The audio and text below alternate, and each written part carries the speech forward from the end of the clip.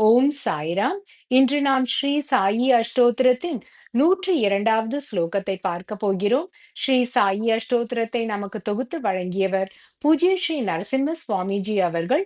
இதற்கு விளக்க உரை திரு சேஷாத்ரி ஐயா அவர்கள் அளித்துள்ளார். ஸ்லோகா 102. ஓம் சம்சார சர்வ துகஷயகராய நமஹா. சம்சாரம் என்பதே கர்மத்தினால் ஆன பிணைப்புகள் என்று சொல்லலாம். இந்த கர்மா என்பது நாம் நம் முன் பிறவிகளில் செய்த செய்கைகளினால் விளைந்தவை.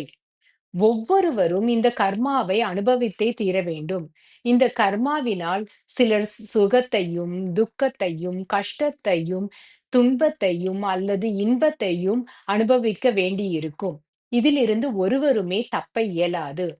சில வேளைகளில் இந்த கர்ம வினைகள் மிக கொடுமையாகவும் தாங்கிக் கொள்ள முடியாதவையாகவும் இருக்கும். அத்தகைய தருணங்களிலேயே ஒருவன் இறைவனையோ அல்லது இறை தூதரையோ நிவாரணத்திற்காக நாடுகிறான்.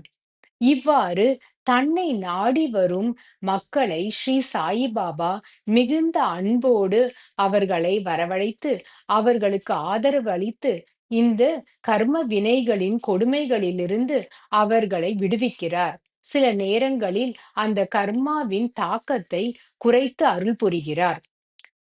இந்த தருணத்தில் சிலர் ஸ்ரீ சாயிபாபா இத்தகைய செய்கைகளை செய்ய தகுதியானவரா என்று வினவலாம்.